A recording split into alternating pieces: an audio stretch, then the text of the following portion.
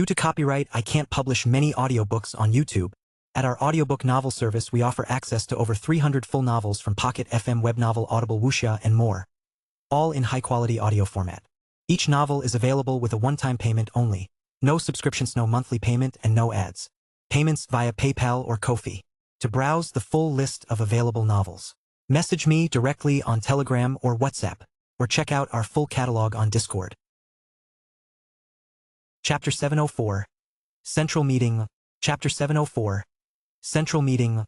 Listening to Noelle's words, I could only close my eyes. Don't lose sight of the goal. At this point, I wasn't even sure about what the goal was. What was the goal? What was I working so hard for? Originally, I had been pushing myself to the limits because I wanted to get back to Noelle. But now that he was here, what was my actual goal? Was it to make those who wronged him pay? Was it to defeat the outer beings? Was it to survive? To become the eighth god? What exactly was my goal? I felt somewhat lost. Even worse, Noelle was now telling me that he was going to leave and that I was going to take over the Ivinus household? Sometimes change is good, but it can also be fatal. You've grown a lot softer, brother. Noelle's words whispered into the air as he stood in front of me. What we're fighting for is our freedom. Slowly turning his attention back to me, Noelle's eyes met mine. I can see that you're aware of what you must do. However, I also see that you don't really understand why you're doing what you're doing. You've grown complacent now that you've found me. You've grown comfortable with everything. Noelle's words were like arrows digging right at my chest with each word. If possible, you'd like to live like this. You no longer have the drive that you had before. You're just doing things for the sake of doing them. And that's fine, but until when can you keep going like this? There will come a day when you'll break. Not because you were too weak, but because you couldn't care enough to stay. With such words, Noelle slowly turned away from me and moved ahead into the distance, toward where the other guards were as he started to give out orders. They all followed his orders without question. He looked so different than the Noelle that I knew, and the more I looked at him, the emptier I felt. My goal? What exactly did I truly want? Time moved for no one. Following the swift actions taken by the head of the Ivinus household, on the very same night 4 counties were attacked. Not expecting such a swift and ruthless attack, the Ivinus household was able to take over a lot of land. By the time dawn arrived, the news had spread throughout the entire empire. Sudden actions taken by the Ivinus household. 3 counties attacked. What is going on? From declining household to sudden dragon? The Ivinus household. Several nobles protesting the sudden actions taken by the Ivinus household. Will Central step in? News and headlines circulated everywhere about the situation. This is a bit ridiculous. Reading some of them, even I was surprised by some of their titles. The amount of attention that the Ivinus household was currently receiving after what had happened the day prior was even greater than the time when Leon and I became the TW. That thing. But I guess this is to be expected. One single viscount managed to take decisive action against several counts. There was no way the news wouldn't spread. Plus, it was also determined that the household was in decline. This type of reaction should have been expected. But of all the headlines that I saw, the ones that worried me the most were the ones about Central. Will they act or not? Some of the nobles who had suffered losses belonged there. The Ivinus household was also part of Central. In that sense, the situation wouldn't be too bad. However, if they did try to force the matter, then I could see things become troublesome. That, of course, wasn't what worried me the most. Delilah's father is the head of Central. If we're forced to have a hearing with them, then just the thought was giving me a headache. Ugh! Groaning, I sat up in my bed while looking around the room. Noelle's words still rang loudly in my mind, and even as I mused over them the entire night, I felt lost. I know what I'm doing. I know what I have to do. I also know what I'm doing it for. In that sense, I don't think I'm missing anything. And yet, it also feels like I'm missing something. Pursing my lips, I sat in silence for what felt like an eternity. But that silence merely lasted for a few minutes until I felt my communication device vibrate. Checking the message, which came from Noelle, I began to read it slowly. But halfway through, my expression shifted, and by the time I reached the end, I was already cursing under my breath. Shit! The annual Central Gathering will be taking place in a week's time. Given what had recently happened, they will be talking about the incident alongside the involved noble houses. I have other things to do. You will be the one to participate in the event. I will leave the decisions to you during the meeting. Do what you must. Though I had long seen it coming, witnessing it unfold before me made my stomach sink. I tossed the communication device aside and leaned back against the bed. Staring blankly at the ceiling, I slowly raised my hand, letting my eyes settle not on the hand itself, but on the black ring encircling my finger. A thought occurred to me then. Will she be there or not? It had been a month since I had last seen or talked to her. How was she doing? Oh wait! I suddenly sat up. Since she's probably busy with something, maybe I won't have to worry about my meeting with Central? It's not like her father knows anything. I just have to focus on the task at hand and everything will be good. I suddenly felt a lot better. Right? He doesn't know. I just have to focus on the task and everything will be fine. Suddenly feeling a lot more relieved, I calmed down and put my communication device away. Letting out a long breath, I finally managed to relax a little. In that case, I should get ready. I have a couple of days to prepare for what is to come. Twitch. Twitch. In the heart of a vast silent chamber, polished marble stretched endlessly beneath towering white pillars that held the space together. On the cold floor, a figure twitched. Frail with sunken cheeks and skin stretched too tightly over brittle bones. Quite the pitiful sight. A middle-aged man appeared behind the figure, a silver tray balanced carefully in his hands. He looked down at Jackal with no emotion before quietly setting the tray on the floor. As if sensing the middle-aged man, Jackal's body twitched. He seemed to want to say something but didn't have the energy to say a single thing. The middle-aged man sat down next to Jackal as he focused his attention on the two items that were resting on the tray. One was a small and sharp knife while the other was a black chalice. It may not be the real thing, but it should be enough, the middle-aged man muttered while staring at the chalice. In the end, shifting his attention back towards Jackal, the middle-aged man smiled. Don't worry. Things will end very soon. You just have to bear with the pain for a little longer. Besides the two of them, there was no one else within the confines of the enormous room. With meticulous care, the man picked up the knife and polished it with a white cloth. The slow, thoughtful motion continued as he began to speak again softly, as if confiding something deeply personal. I can sense that you're quite talented. Not many people have a body that is capable of withstanding the blood of a god for so long.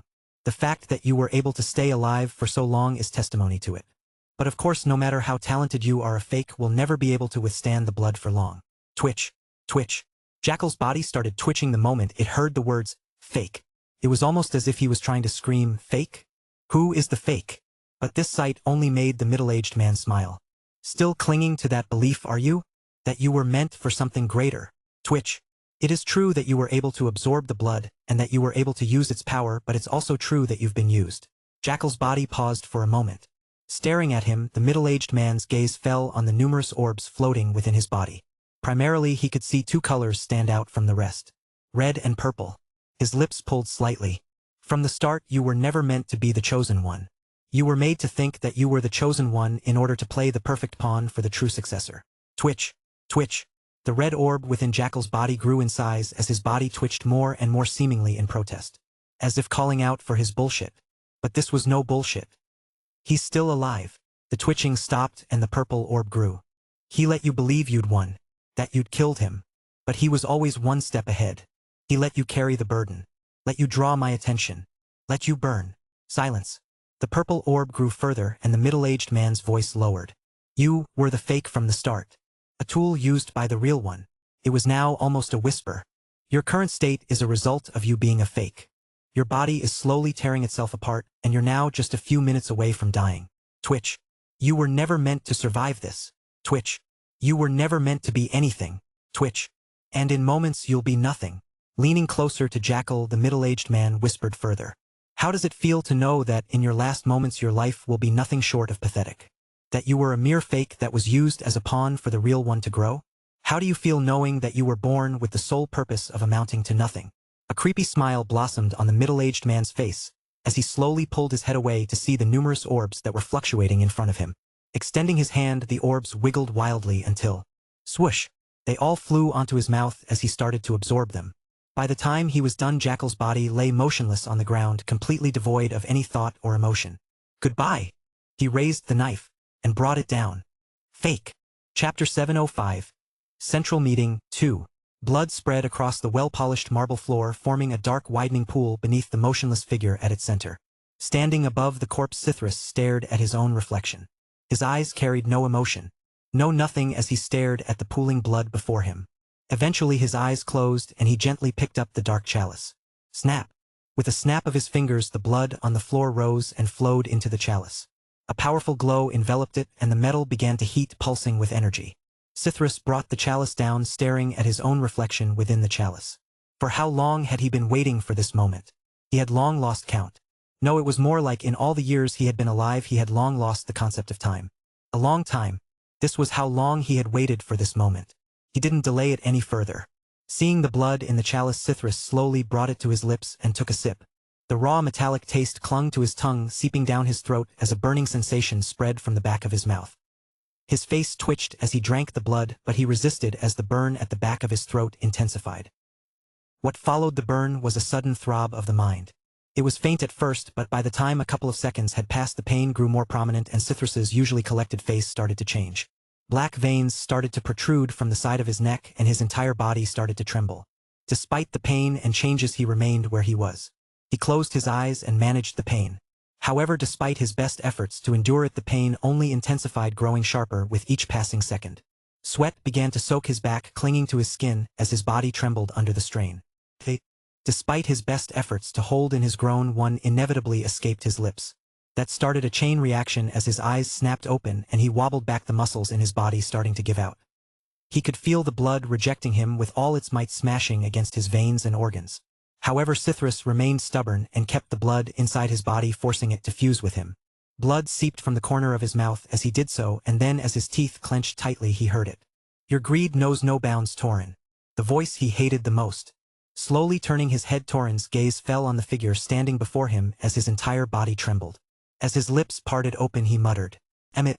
The Wilshire March was situated on the eastern side of the empire, ranking among the largest territories, second only to the duchies in size. Its position on the large flatlands made it ideal for agriculture, yielding high tax revenues and contributing to its economic strength. As a result, the March was considered one of the most powerful territories in the empire. Yet its greatest strength was also its vulnerability. Surrounded on both sides by two duchies, the Wilshire March lived under constant pressure. They were an inviting slice of land that the duchies would eagerly claim if given the chance. It was for this reason that they had no choice but to slowly expand. Currently within the main estate.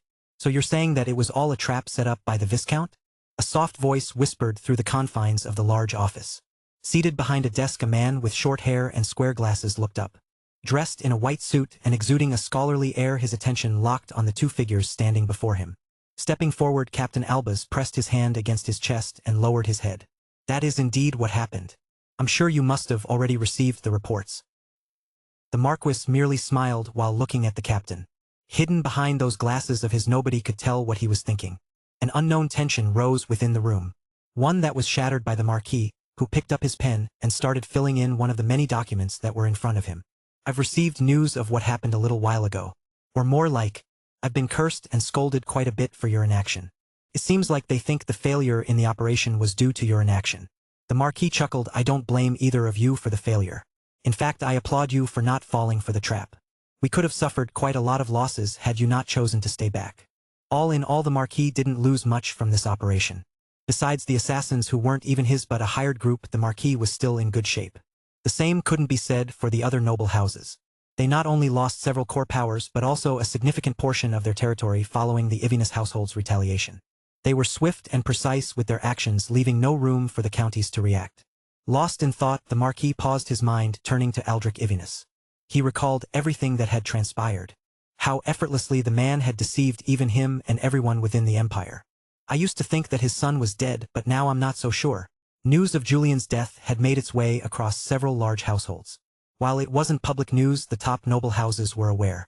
His death was also one of the main reasons why the Marquis acted. However, looking at things now, he started to doubt whether Viscount Ivinus' son was truly dead or not. Just thinking about it made him shudder. What a terrifying man. But despite his fears, a smile graced the Marquis's features.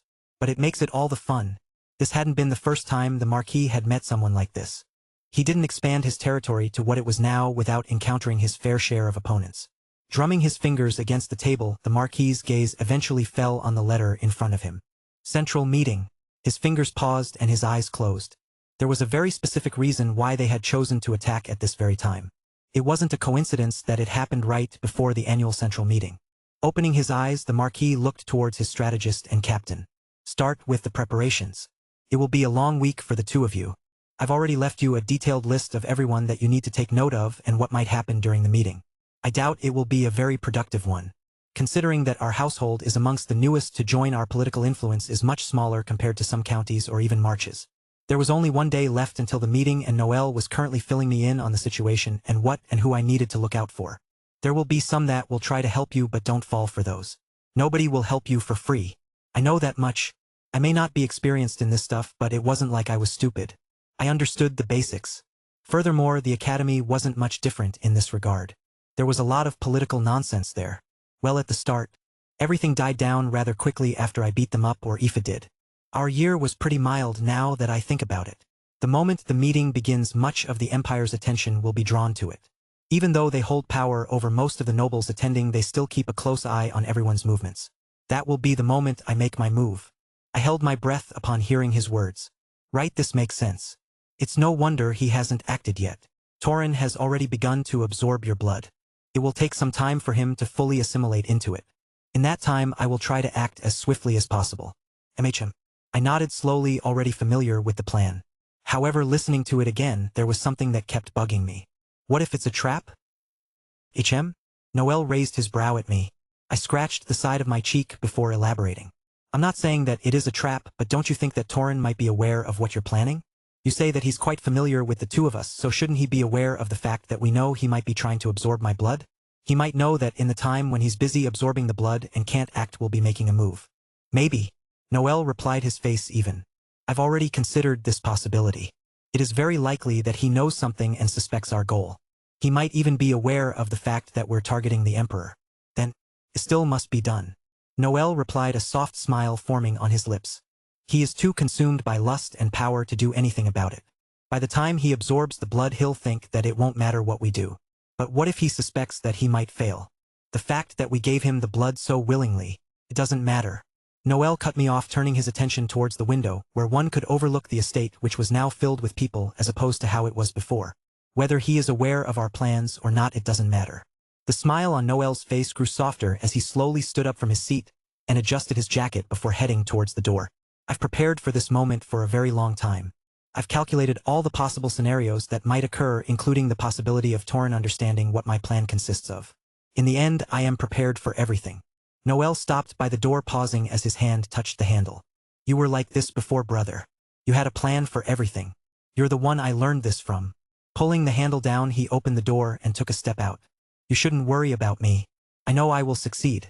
What you need to worry about the most is whether you will be able to handle the pressure in the meeting or not. Standing up, I looked at his back. I've handled worse. There will be no issues on my side. That's good.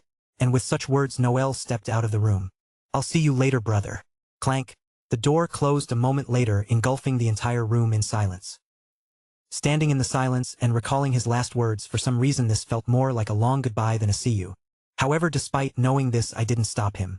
I knew that I couldn't stop him. Chapter 706. Central Meeting 3. The next day. Alright, this isn't too bad. I stared at my reflection. More precisely at the formal attire I had on. A simple black suit trimmed with subtle gold embroidery. It wasn't extravagant by any means, yet something about it held a strange, compelling allure. It could just be my face. Julian's face was extremely handsome, to the point where any clothes could fit me without a problem. In that sense, the simple suit was probably the best choice, since the clothes didn't need to stand out so much. Yeah, I'm also going to a very important formal meeting. Can't be over the top. Ooh. I took a deep breath and fixed the clothes. They were perfect and well ironed. There wasn't really a need for me to do any fixing. And yet, maybe here, I should fix this part. I couldn't help but find any little flaw to be glaring. Maybe I should redo the tie? Maybe the knot isn't a good one? I pressed my hand against the head of the tie. Taking another deep breath, I tried my best to calm myself down, but the more I did, the more I seemed to notice flaws with my clothing. What the hell? I was more nervous than I previously anticipated. Of course, it wasn't because of the meeting or anything like that. I couldn't care less about that. It was that, alright, get it together. I clenched my teeth and slapped the sides of my face. Good thing Leon isn't here to see me like this. If he were here, I can only imagine what would happen. My best bet is that he'll laugh at me at first before getting pissed off at how slow I am. Somehow I was really starting to miss Leon. He was a useless knight, but things were less lonely without him. Aside from Noel, I didn't really have anyone to talk to. It used to be Pebble, but I hadn't seen Pebble since the incident a while back. Everything I tried to call for Pebble, I would just be met with silence.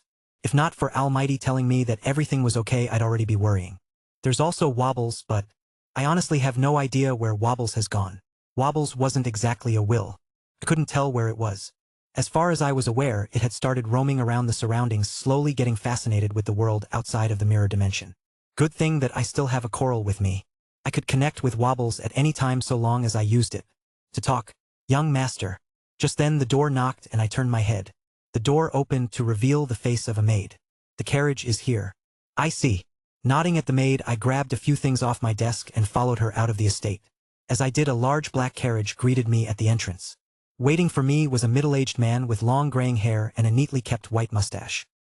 He bowed politely upon seeing me as he opened the door of the carriage a moment later. Young master. MHM. Stepping into the carriage, I nodded at him while settling myself down on the nice cushion on the inside. Peering through the window, I tried to look for any sign of Noel. However, regardless of where I looked, he didn't appear. I guess he must have already left. The thought made me feel a little empty, but in the end I closed my eyes and rested my head against the side of the carriage as it started moving. In a way, I had already seen this coming. Located not far from Bremer, the capital of the Empire Central's main headquarters stood in a more secluded region tucked away inside a small forest. Despite its remote location, the structure was towering and imposing, rising above the treetops with a gleaming white domed roof and tall pillars flanking its sides, making it hard to miss. We're here. The carriage came to a stop at the entrance of the forest. Coming out of the carriage, I looked around me to notice that there were other carriages parked. Looking around, I noticed a rather grand carriage. It must have arrived at the same time because just as it came to a halt, a glint of purple hair shimmered in the sunlight. Evelyn stepped out. The moment she stepped out, several eyes immediately fell on her. Not just because of her appearance, but because of the status of her family. The Verlice family had long outgrown their modest Viscount title. Since securing the trade deal with the Kasha, their influence had surged dramatically over the past year. It was only natural that they got a lot of attention. That being said, it wasn't like I wasn't getting a little attention either. I was getting quite a lot of it myself. Oh. As if noticing me, Evelyn stopped and looked at me. Behind her, a man with tall and sharp features appeared. He had a neat beard, well-combed purple hair that matched his violet eyes. He was a man I had seen before. Evelyn's father, Viscount Damien Verlice. Walking up to me, he greeted me with a smile as he looked around. So it seems that Viscount Ivinus couldn't make it. Unfortunately not. He's rather busy right now. Haha, I can see that. The Viscount laughed heartily. He's been causing quite the stir recently. I'm not surprised that he sent you here instead of going himself. I'm sure things are going to be somewhat tough for you once we head inside. Right? I was somewhat aware of this. But it didn't particularly matter to me. I had faced worse things. A bunch of arrogant nobles wasn't something that particularly scared me. What did scare me, however? No, let's not think about it. I shuddered just thinking about it. Should we get going? Hearing the Viscount's voice as he pointed toward the forest entrance in the distance, and feeling the weight of so many eyes fixed on us, I couldn't help but agree. The atmosphere had grown uncomfortably tense. We should. I was the first to step forward. At the forest's edge, a narrow footpath revealed itself. Twisted branches reached out to block our way more than once, and rocks scattered across the ground made the path rather annoying to walk. On several occasions, Evelyn tripped on the rocks, forcing a few small curses under her breath. This caused the Viscount to frown on several occasions. Who taught you to speak like that? Why are you swearing? Stop swearing. That's unbecoming of someone of your status. The sight was almost comical. So much so that I nearly laughed out loud on several occasions. Somehow I held myself back just in time. As expected, Kira isn't really the best of influences. Evelyn looked miserable the entire walk, and it was only once we finally managed to arrive at the main building that she looked reinvigorated. Welcome. Greeting us at the entrance of the building were several servants. They looked normal at first glance, but the moment I caught sight of them, I couldn't help but pause and eye them better. They're very strong. I couldn't quite tell how strong, but it was enough to make me grow serious. They really didn't hold back with the event. Not only were the servants strong, but the building was a lot larger and imposing than I had previously anticipated. Standing by the entrance where several white stairs greeted my sight, I had to crane my neck in order to get a full view of the building. It was massive. May I see your invitations? I pulled out the invitation letter Noel had given me before I arrived and handed it to the servant. He smiled warmly and motioned for me to follow. Please come in. Nodding, I stepped into the venue. The moment I stepped inside, the first thing I noticed was the pleasant aromatic scent that hung in the air. The temperature was refreshingly cool, and as I looked around, I saw the space filled with people dressed in elegant formal attire. I had been to many banquets and meetings in the past, but this one felt different than the ones in the past. Felt a lot more formal than the other ones. The people present didn't look as lively or excited to be present. They weren't even talking a lot, as they all huddled on their own grounds to talk amongst each other. However, the moment I came in, I noticed a subtle shift in the atmosphere as the previous noise died down considerably. For a moment, the surroundings turned quiet. From looks of shock to the narrowing of eyes, I could see a lot of different reactions from some of the people present. Judging from the faces that a few are making, they probably are the people who were aware of my death. They're probably shocked by how I'm not dead. Couldn't blame them. If I were in their position, I'd also react the same. Tuning out the surroundings, I scanned the room in search of familiar faces. It didn't take long to spot one. A visibly uncomfortable figure awkwardly adjusting her clothes as her expression twisted with each attempt. So Kira is also here. As if also noticing me, she stopped for a moment and then frowned. Then, after what felt like a very long time, I saw her open her lips and mumble, "What are you looking at?" I just smiled and looked away. It's her, all right. There were other people whom I was somewhat familiar with. Some from the academy and others were nobles whom I had met in previous banquets. The overall atmosphere remained tense as I wandered through the room, eventually making my way to the food area. I began sampling some of the dishes they had prepared, grateful at least for the quality of the food. It's definitely good. Looking around, my eyes eventually fell on the sweet area. Stopping for a moment, my eyes fell on the chocolate fountain. For some reason, it looked rather familiar. Well, not surprising. They are all probably made from the same brand. Pushing the thought aside, I reached out to grab another bite, only to pause as a sudden commotion drew my attention. I turned my head toward the source, only to freeze the next moment. There I watched a figure enter the room, closely trailing another. The soft click of heels echoed through the space as they stepped inside, instantly drawing the attention of everyone present. All noise ceased in that moment as a tangible pressure bore down on everyone present. Staring at the two, I felt my stomach sink as her head slowly turned and our eyes met. As if noticing something, her lips pulled up ever so slightly, and the sinking feeling grew even more pronounced. Sighing to myself, I closed my eyes. Well, shit. Chapter 707. Central Meeting, 4. Chapter 707. Central Meeting, 4. It was only for a brief moment.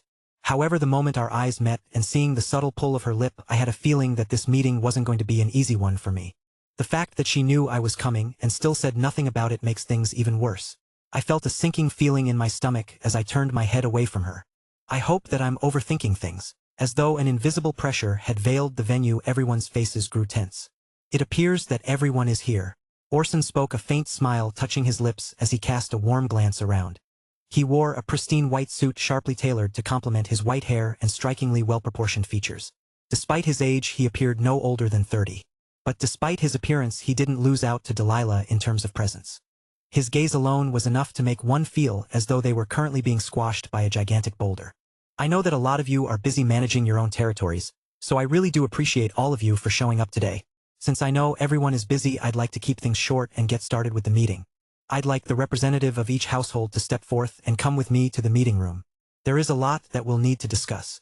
Following his words, Orson gestured towards a distant wooden door. Please. With another smile, he waited where he was while everyone snapped out of it and finally started moving. The entire time the place remained quiet, nobody saying a single word as they moved. It was clear that Delilah's and his presence left a lot of the people unsettled. Looking behind me towards Evelyn and Kira, I saw them both look at me. You're going to go? I guess you two aren't. I was here as a representative of the Ivinus household. There was no one else besides me. The case wasn't the same for them. Nope. It's a bit of a pity though. I do know that your father caused quite a stir. I would have loved to see the meeting, Kira muttered while looking a little disappointed. Thinking for a moment, Evelyn also nodded her head. Now that you mention it, that does sound fun. Fun my ass. I was already feeling a headache while thinking about how I'd have to handle those arrogant nobles. Just thinking about it made me want to gag. However, in the end, I didn't have much of a choice and followed everyone into the main room. But just as I walked past Orson and Delilah, I felt a hand grasp my shoulder. Curious, I turned my head to see Orson staring at me. Bah! Thump! My heart nearly leaped out of my chest. What? Shit! Did he figure something out? Could it be that Delilah has told him already? Shit, what do I do? How do I greet him? Do I? All sorts of thoughts swam in my mind in that moment. Feeling Orson's gaze, I found myself unable to remain calm. Despite being an emotive mage, I was suddenly finding myself unable to think properly. And in the end, how can I help you, Fatherin? It really is you. I was shocked when I heard that you were alive and... Orson paused and my heart dropped. Shit. Shit. Shit. Shit. Shit. I fucked up. What did you just say? Looking behind him, I could see Delilah staring at me, her brow raised. It almost felt as though she was saying, "That's rather bold of you." My face grew hot, but I didn't let it show. If there was one thing that I was good at, it was keeping my poker face. In the end, taking a small breath to calm myself down, I replied, "Father is currently not able to attend the meeting. A situation has come up, so I'm here in his place." "Oh, I'm well aware of that." With a laugh, Orson patted my shoulder. I'm not surprised that he didn't come. What I'm most surprised by is how you're still alive. I was there at the scene. I saw your body. Still amazes me to see that you're alive. How did you do it? Although his question seemed light and his smile appeared warm, the moment his eyes locked with mine and he asked the question, I felt an invisible pressure bear down on me, making it more difficult for me to breathe. It was here that I realized. He wasn't just asking me out of curiosity. He was interrogating me. Stop. A soft voice suddenly echoed, cutting through the pressure and tension. Raising his brow, Orson turned back. Del? What's? Everyone is waiting. We should go. Cutting Orson off, Delilah turned her attention towards the door in the distance. By now all representatives had entered and it was just the three of us left. Realizing this, Orson took a step back and nodded. You have a point. Fixing his clothes, Orson proceeded to move towards the meeting room. As he did, he spared me a glance. You should come as well. We can talk about it more later. I'm quite curious about your circumstances. Was this another one of your father's plans? He's been catching my interest lately. From the sound of his voice, he looked genuinely interested. The only thing I could offer him, however, was a smile as I prepared to follow him. But just as I took a step forward, a voice whispered into my ear. It's good to see you. I slowly turned my head to see Delilah walking a few steps away from me, her gaze locked on her father's back. From the way she appeared, it almost seemed like she held no interest in me at all. But upon closer look, I could see her slowly inching closer to me with each step. This girl. Opening my mouth, I eventually smiled and shook my head. It's good to see you too. Despite it being a month since we hadn't seen each other, it felt like it had been a very long time. It was indeed good to see her. Delilah nodded faintly before picking up her pace. As she did, she muttered another thing. Don't worry about your father-in-law. Once the meeting ends, I'll hold him back. You can leave as you wish. Huh. In that moment, I almost tripped over my own feet as I looked at Delilah. What did she just? By the time I looked up, she had already entered the room, leaving me at a complete loss. Blinking a couple of times, I shook my head in exasperation. She's becoming bolder and bolder. I was slowly starting to become afraid of what she could end up becoming. In the end, however, I didn't have much time to dwell on this. Given that I had been held back, I was now the last person to enter the room, and the moment I stepped into the place, I felt the gazes of everyone present lock onto me. For a moment, my steps nearly faltered. However, I was able to quickly recompose myself as I looked around. The room was relatively small. At the very least, it was a lot smaller compared to the hall from before. In the middle of the room was a massive oval table where everyone was sitting, and looking around, I found an empty seat right next to Viscount Verlice. I calmly walked towards the seat and sat down. Good, it looks like there's no one missing. Orson sat at the head of the table, his face extremely calm in the face of the numerous high-ranking nobles. Drumming his fingers against the table, he began to speak. There are a lot of things that I'd like to address in this meeting. From the recent movements of some of the guilds to the potential promotion of several members to higher-ranked noble titles. Today's meeting might end up being a rather long one. As his hand paused, Orson settled his gaze onto me. But before we get into all of that, how about we start with the most important thing? The eyes of everyone present locked onto my direction. There's been a recent conflict between several of our members, including one of the newest members, the Ivinus Viscounty. How should we handle the conflict? Noel stared blankly at his hand. His hazel eyes stared deeply at it as his eyes rippled faintly. Under the breeze of the sky, his clothes fluttered, and as he raised his head, he took a glance at the massive palace in the distance. He wasn't very far, but he wasn't very close either. He stood just far enough to not be detected by the numerous sentinels placed all over the palace. Not that it particularly mattered to Noel. He could tell where each and every one of them was placed. It's almost time. He took out his pocket watch and checked the time. He nodded faintly. Then, spurt. He proceeded to cut off his hand. The entire time his face remained blank, devoid of emotion. It was as if the act itself stirred nothing in him, no pain, no feeling, just empty detachment. Staring at the arm on the floor and then his severed arm, Noel watched as his own hand started to repair itself. A new hand formed a few moments later. Come. Tapping his foot onto the ground, the other hand started to wiggle. The blood seeping from the hand came to a halt and the arm began to twitch. Within a few breaths, a shape started to take form, slowly rising, molding itself into a figure that looked exactly like Noel. Or to be more precise, Aldrich. He stood before Noel, his gaze as detached and void as his. Noel stared at his clone for a moment before raising his hand and placing it over its face. His fingers dug in, and with deliberate pressure, he began to mold its features, shifting bone and flesh until the face transformed completely, becoming that of an entirely different person. This should do. Noel nodded, staring at the figure before him. With short black hair, a thin mustache, and a tall stature, he looked identical to the guard captain of the palace. Noel snapped his finger and the figure moved towards the palace in the distance. Noel remained standing where he was watching as the figure neared the palace, stopping right at the entrance. Then, bang! A terrifying explosion took place. Bremer shook. Chapter 708. Right of Arms 1. Chapter 708. Right of Arms 1. Princess, might I remind you to exercise restraint with your words. Such language is most unbecoming of your station and quite beneath you. Oh yeah, sure. Aoife mumbled as she took a sip of her tea, visibly uncomfortable in the stiff outfit she'd been made to wear for her etiquette training. Ever since returning from the academy, she had been forced to attend such lessons. She didn't really understand, though. It wasn't like she was that bad. She did swear a couple of times, but those times were mostly in training. What was wrong with swearing anyways? Aoife sighed while taking another sip of her tea and looking past her butler. When is brother coming? He was supposed to be here 10 minutes ago. The prince is presently occupied with important affairs and will arrive when his duties permit.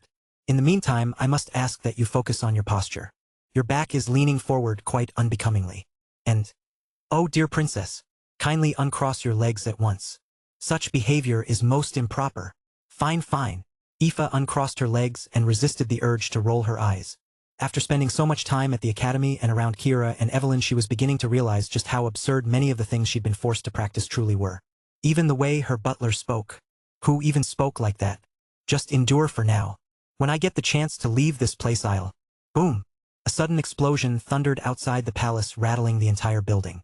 The tremor sent tea spilling from the cup in her hands while several items on the table clattered to the floor. What happened? Aoife rose abruptly, a growing sense of unease settling in her chest as the heavy clank of armor echoed just beyond her door, guards hurrying past, moving toward the source of the explosion. Princess, please remain here. The guards will handle every... Princess, as if she'd listened to her butler. Moving away from the table, she rushed for the door and opened it. Clank. Glancing quickly to her left and right, she broke into a run heading toward the source of the noise. It led her straight to the palace entrance, and the moment she arrived, her steps faltered and her breath caught in her throat. What? Staring at the gaping hole in the direction of where the entrance was alongside the guards on the ground, her mind froze for a split second. What happened? What's going on? An attack. It seems like it. Just then a warm voice filled her ears, prompting Aoife to turn her head. It was there that she saw a sickly pale figure standing next to her, his gaze similarly looking towards the entrance. Brother! Aoife's eyes lit up upon seeing her brother. However, just before she could move towards him, he stopped her. Calm down, Aoife. There are more pressing matters to handle. You stay here, I'll go and check up on father. But, just listen to me for once. Hearing her brother's words, Aoife bit her lips. In the end, alternating her gaze between him and her, she lowered her head and nodded. I understand. Good. Gale finally smiled as he turned his attention towards the chaos. Eventually he snapped his finger. You lot. Despite his frail, sickly frame, he carried an undeniable air of authority. One so strong it made everyone instinctively straighten their posture. Nodding toward several figures, he gestured with his head before moving deeper into the palace. Come with me. I'll be needing your assistance. The figures followed right behind him, as the only thing Aoife could do was stare at their parting backs before quietly pursing her lips. In the end, she took a deep breath and calmed herself down. It's time to grow up, Aoife. Can't always be ignoring other people's words. Aoife knew from everyone that she was a busybody and never listened. If someone told her to do something, she'd usually do the opposite. This time, however, she decided to listen. She was no longer at the academy.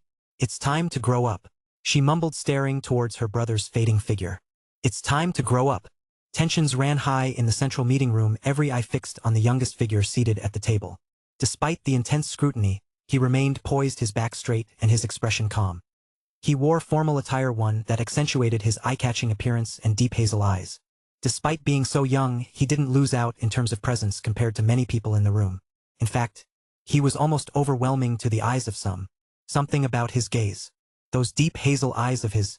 There was something hidden within that caused a certain sense of unease. This is not a war that we started. His words shattered the silence within the room. We are simply responding to the forces that attempted to attack and assassinate the head of the family. In fact, the reason he is not present today is precisely because of that attempt.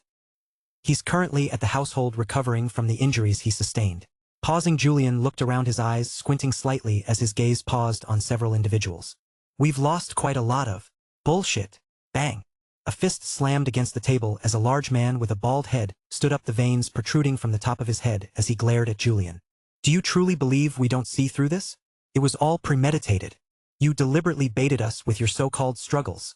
How else do you explain the speed and precision of your response? And the Viscount? Injured? I call bullshit.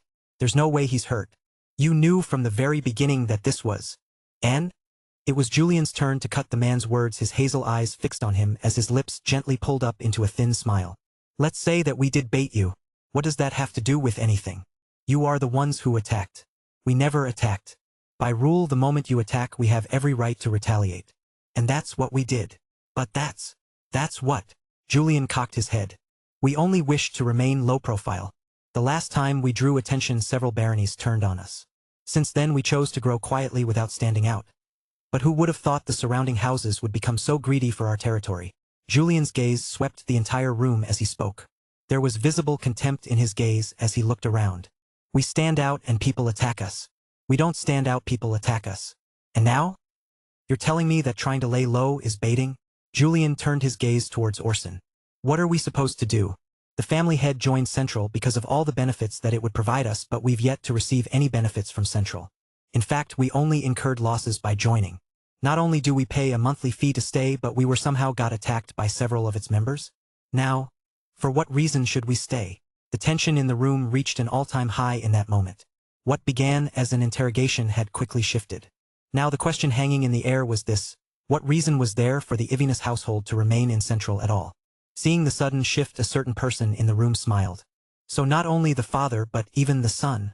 Marquis Wilshire adjusted his glasses and turned his attention towards Orson, who slowly turned his attention towards him. The Marquis merely offered up a smile before leaning back on his chair. In the end, tapping his finger against the table, the Marquis opened his mouth. From the sound of it, it does seem you've been wronged. However, do keep in mind, the primary reason the allied noble houses haven't retaliated is that you're part of Central. Membership in Central comes with its own set of indirect protections and privileges. Is that so? Julian raised his brow, fixing his attention on the Marquis. So you're saying that only those of Central will attack me, but those outside won't, because that would make all of Central against them? The Marquis merely smiled. But that smile said it all. I see. Julian smiled back, his deep hazel eyes bearing down on the Marquis. For a brief moment the room turned completely silent, all eyes fixed on the two figures. Orson watched from the sidelines, his thoughts unknown. But then, I guess that means we're done here. Julian looked around. Since I'm part of Central and only members of Central can engage in conflict with one another, things should be settled, shouldn't they? I simply retaliated against an attack, and since those I struck back against are also from Central, there shouldn't be an issue. Julian pressed his hands against the table and got ready to leave. But right as he did, the Marquis spoke again. Not quite. Julian paused while staring at the Marquis. We handle conflicts a bit differently here in Central. When disputes arise between member houses and no resolution can be reached through negotiation, we initiate what's known as the right of arms. It's a formal duel between chosen representatives from each side. Instantly, murmurs and whispers filled the place. It had been a very long time since the last right of arms had taken place, and as such it was naturally a big deal. Each party places something at stake and the victor claims it all. This not only helps prevent unnecessary bloodshed, but also serves as a display of the finest combat prowess each house has to offer. So, the Marquis paused, his smile growing further. What do you say? The voices and whispers in the room fell in that moment, all eyes focused on Julian, who quietly closed his eyes. So this is what they were after in this meeting. Julian was quite ignorant about these matters. He was also surprised by Orson's lack of words throughout the entire interaction. Very clearly it was their fault. If they wanted to do a right of arms, they should have done it before the situation had spiraled like this. The fact that they only presented it now told him all that he needed to know. At the same time, Julian understood that things weren't so simple. I do think that Orson has the ability to stop all of this, but I have a feeling there's more to it than I'm seeing. Could there be some sort of internal conflict within Central? Is it possible that Orson doesn't have full control of it, but only partially? I'm sure Delilah alone was enough to make everyone in the room submit, but it wouldn't do him any good if he ruled everyone by fear. Julian turned his head and looked at Orson. He was staring back at him, his face showing no sign of emotion. But it was also then that Julian understood. He's trying to use me in order to put everyone in their places, so that he won't have to do it himself. He had quite a lot of confidence in me. And well, all right, I nodded while looking at the Marquis. I accept this right. It wouldn't be bad to have my father-in-law owe me one. No, the Ivinus household accepts. Chapter 709. Right of Arms. 2. The moment I accepted the right, the room fell silent. I could feel the gazes of everyone in the room change. Some looked at me like I was an idiot, others like I had completely lost my mind. In particular, I could see the smile on the Marquis's face slowly rise up. However, it was only for a brief moment as he hid it right after. Pushing his glasses up, he cleared his throat and spoke again. Just so we're clear, you're speaking on behalf of the Ivinus household, correct? I know you're the current representative, but I'd hate for you to make a rash decision simply because of your youth. What? Because of my youth? Taking into account that I was originally 24 before passing away, alongside the 3 years that I had spent here, I was now 27 years old. If we included the memories that belonged to my past self, then I was over 1,000 years old. Youth? What youth? No, never mind. This actually doesn't sound quite right. I'd rather be young than old. Keeping my composure, I smiled and nodded my head. Yes, I am speaking on behalf of the Ivinus household. We will accept the right of arms. I then turned my attention towards my father-in-law. I'm not quite familiar with how the right works. I'd like to know more about it. Is there a limit to how many people I can send? Their strength and so on. Immediately my question brought murmurs and whispers throughout. I could see the contempt in several people grow even more pronounced as they mumbled things like, he really doesn't know? Why did he accept if he doesn't know? My God, he really is too young. The smile on the Marquis's face appeared once more, but I paid no attention to any of it as I kept my attention fixed on father-in-law, who calmly raised his hand to stop all the noise in the room. That's a good question. Father-in-law began speaking. This will be dependent on the number of conflicting households. Generally, if a household is fighting against multiple households, it will be granted the ability to send 2 people per household. And can I get people that don't belong to my household to participate? That is allowed, yes. Okay. I already had several people in mind. Unconsciously my gaze drifted towards Delilah, but I soon dismissed the thought. That would be rather overkill. Not only that, but it would also defeat the purpose of me trying to curry favor with my father-in-law. He was probably trying to fix the power dynamic within Central without resorting to force. The best way for him to achieve that was to have some other household suppress the other opposing households. In this case, me. Although I'm not sure why he just assumes that I would be on his side once all of this is over. For the sake of the situation, I planned on following along. So it seems you already have a few people in mind. However, before you contact them, I hope you're aware that if they're part of a household under Central, they'll be automatically obligated to participate as well. This made sense. I nodded. Yes. All right. Father-in-law slowly turned his attention towards the rest, his gaze fixing on several individuals. Taking into consideration that the ones that filed the complaints were you three, I'd say. About that. A voice suddenly cut through the room, drawing every gaze to the scholarly-looking Marquis. Wearing a thin smile, he calmly raised his hand.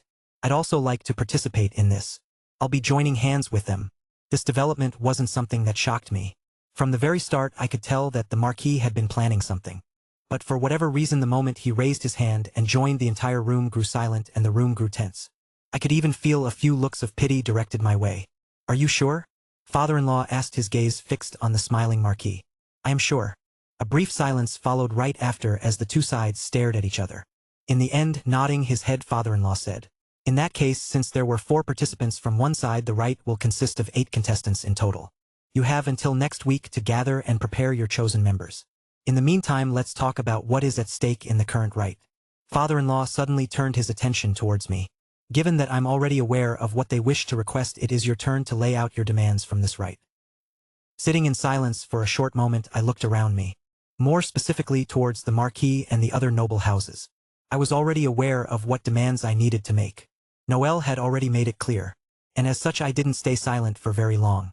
For the 3 counties, I'd like the compensation to be monetary. I'd like the monetary compensation to be equal to their demands in case we lose. I'd originally have asked for land, but Noel was the one who instructed me to choose the monetary route. We already had enough land. There was no need for us to expand any further. What we needed to do was consolidate our current territories before thinking about expanding again. Okay, that is a reasonable demand. If that's just for the 3 counties. Speaking over my father-in-law, I turned my attention towards the Marquis. This time it was my turn to smile. I have a different plan for the Marquis. The Marquis returned my smile. From him, I just like one person. His knight captain. But his smile merely lasted a few seconds before being completely wiped off. Seeing this, I couldn't help but be secretly impressed. I had been confused by Noel's demand at first, but seeing the Marquis's reaction now, it was clear. The knight captain he mentioned was someone of real competence. The room fell into a state of silence following my demand. All eyes were now directed towards the Marquis. What was he going to choose? Would he agree or would he accept? Pulling his smile again, the Marquis's eyes squinted as he looked at me. However, I'd also like to change my demands. the Marquis said while turning his attention towards my father-in-law. Instead of what I'd previously asked for, I'd like to change my demand to something else. And what exactly would that be? The Marquis didn't answer and just raised his hand, pointing his finger right at me. I want him. Follow along. Make sure to keep check of the surroundings. Footsteps echoed through the empty corridor as several figures in knight armor followed closely behind Gale, whose face had gone pale, one hand pressed tightly over his mouth. The palace was in chaos and he could hear noise coming from all over. However, he couldn't care less at the moment. His goal at this very moment was to get to the Emperor and protect him. While it was true that the Emperor himself was strong, and he had several aides under his care, one couldn't be too careful. We're here. Arriving at the Emperor's chambers, Gale stopped and knocked on the large wooden door that greeted his sight. To talk. Faye, His Majesty, it's me. Barely a second after Gale spoke, the chamber doors swung open, revealing a knight with short white hair and piercing blue eyes. He wore gleaming silver armor that caught the light from above, and a sword hung at his waist, swaying slightly with each step. Prince. The guard greeted Gale with a short nod as Gale took a step to the side. I'm not fully aware of the circumstances, but I've brought several guards with me to ensure His Majesty's protection. MHM. The guard nodded, looking at the dozen or so guards that were standing behind Gale. In the end, he pointed at 5 of them. You 5 stay outside. The rest can come in. Understood. The guards followed the orders precisely. 5 took their positions by the door, standing tall and alert, while the remaining 5 followed the white-haired knight into the chamber as the doors slowly closed behind them. Gale stepped inside as well, his gaze drifting toward the figure seated calmly at the table positioned before the towering window. One that offered a clear view of the palace garden beyond. Gale. A warm voice drifted across the room as the Emperor slowly turned his head to look at his son. Seeing the pale look on his face, he closed his eyes momentarily before speaking. It's been a while since I've last seen you. How are you doing? I'm doing well. Fahi's Majesty. MHM. The Emperor nodded, turning his attention towards the 5 guards that were present. Doing a quick scan of them, he looked at Gale again. He is amongst one of these 5? Correct. Gale nodded. And then, swoosh, a flash of silver cut through the air. It happened so quickly that no one had time to react. In the blink of an eye, 5 heads had rolled across the floor. Blood spread across the pristine marble floor, staining it deep red as everyone present turned grim, their expressions hardening as their eyes locked onto the severed heads before them. The room was silent. Nobody made a sound. That was until... Twitch. One of the heads twitched. It was just brief, but what followed was a grotesque sight. Tendrils burst from the severed neck, writhing outward across the floor, weaving together to form the outline of a body. Staring at the sight, nobody made a single move. Everyone just watched as a figure slowly came back to life, hands pressed against the floor, as he slowly stood up and looked around, his gaze eventually falling on Gale. How did you know? Noel asked, his gaze languid. How could you tell? Gale merely smiled. He didn't see the need to answer. But a certain someone did. Because we were already aware that you were coming. Stepping out of the shadows, it was as if the room had suddenly been bathed in sunlight. A pair of golden eyes gleamed intensely and golden hair swayed gently in the air. An ethereal, almost inhuman voice echoed through the space, filling the room with an unsettling presence.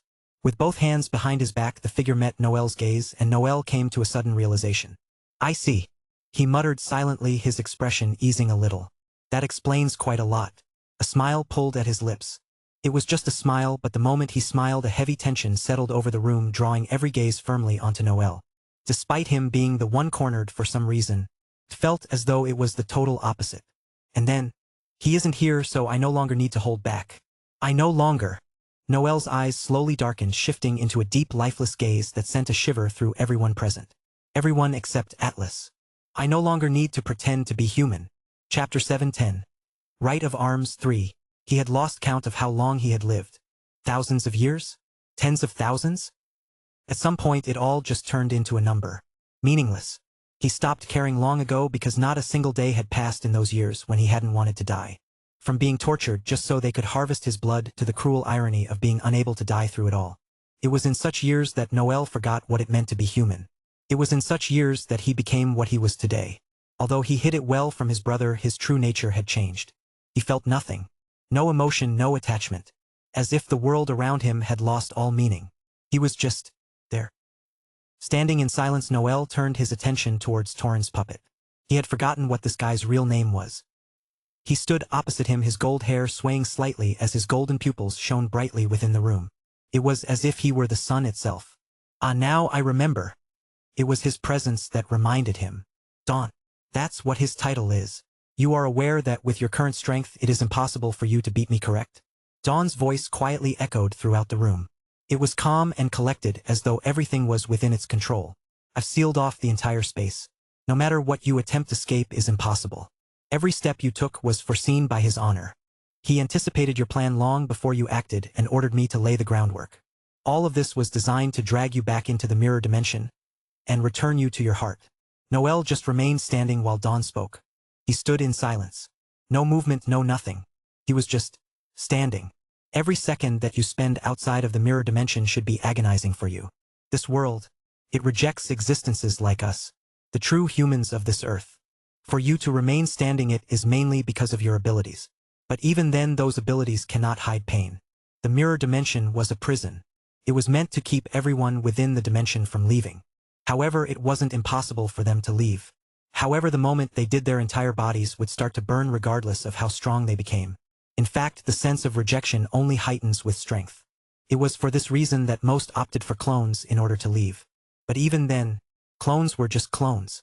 They weren't real. It wasn't the same as truly leaving the mirror dimension with their real bodies. This was why some were desperate to leave. But in Noel's case, he could leave. He was the only god that was capable of leaving the mirror dimension. Not because of his strength, but simply because of his immortality. Burn as he might, he could just heal. This was what made him stand out from the rest. But even his abilities had limits. The pain, the anguish, the suffering that he had to endure just to be present in this world. It was probably far worse than anything he had ever experienced before. The fact that you're still here and capable of moving is commendable. Many in your position would have already lost their minds from the pain. Dawn silently muttered while scanning his surroundings. He wasn't just talking for the sake of talking.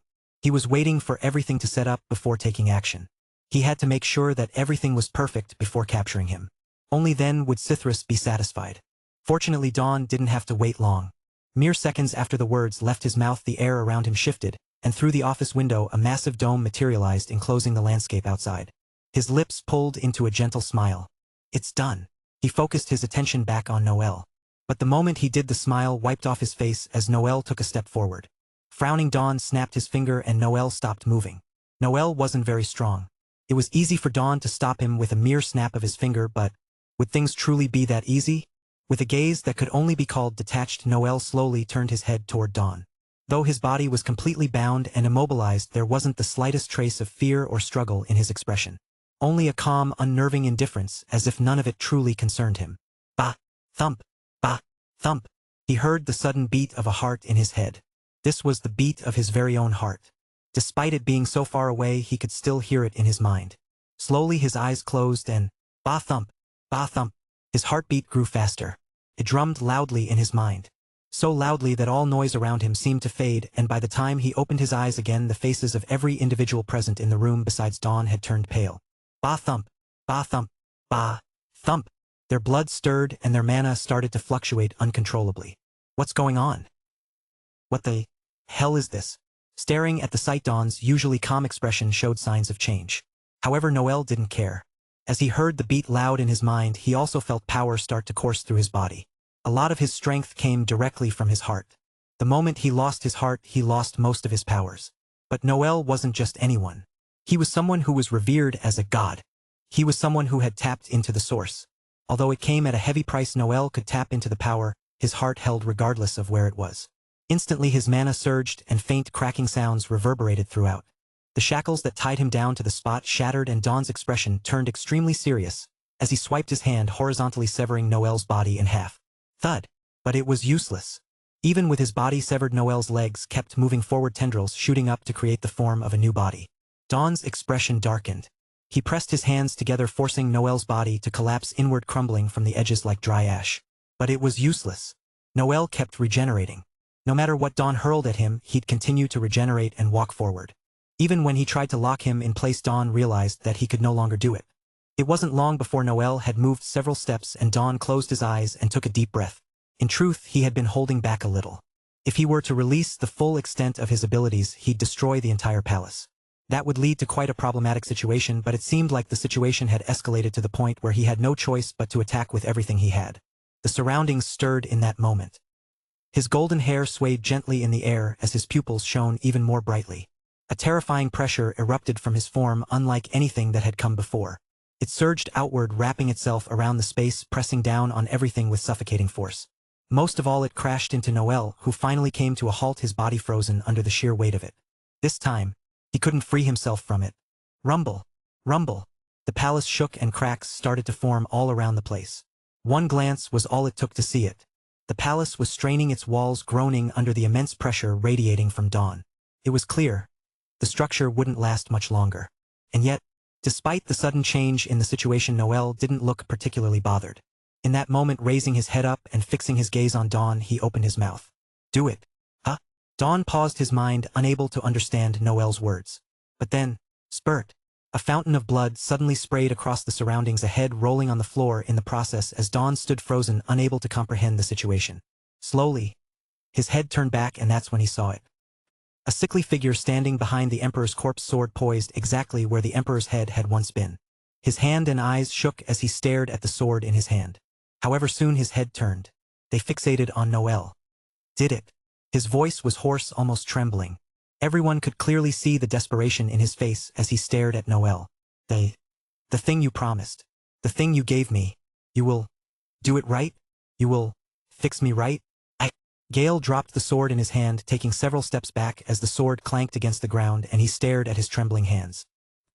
Can't live like this anymore. It hurts. Too much. Too need you to fix me. I waited. Until this day, like you asked me to, so. Weakly looking at Noel, Gale asked. Fix me. Fix me, please. It was in that very moment that Noel's indifferent face finally showed changes. A smile blossomed on his lips as his dead eyes fixed on Gale. But of course. Snap. He snapped his fingers and Gale's face froze mid-expression, eyes widening in shock, just as jagged red spikes burst through his body from within, piercing out in every direction. Thump! His body fell on the floor shortly after that, twitching as he fell to the floor. And just like that, he died. Noel felt no emotion while staring at the corpse before him. He had long lost the ability to feel empathy for anyone who wasn't his brother. This had all been something he had planned for a very long time. All it took was just a little bit of his blood to get him hooked. To get him addicted to the feeling of not suffering constant pain due to the decision his father had made. It's funny what some people would do in order to stop suffering. Noel was all too familiar with the sense of desperation that came with mindless pain. And he took perfect advantage of that. Like some sort of drug addict, he became hooked on his blood. To the point where he couldn't live without it. The blood was the only source that would stop his constant pains. The constant torment of his punishment. And this was the end result. Slowly Noel turned his attention towards the stunned Dawn. The smile never left Noel's face as the surroundings turned deathly quiet. Torin may be able to foresee my steps. That I can understand. He's always been smart, but Noel slowly shook his head. No matter how hard they try, a human can't outsee a seer. A quiet laugh slipped from his lips.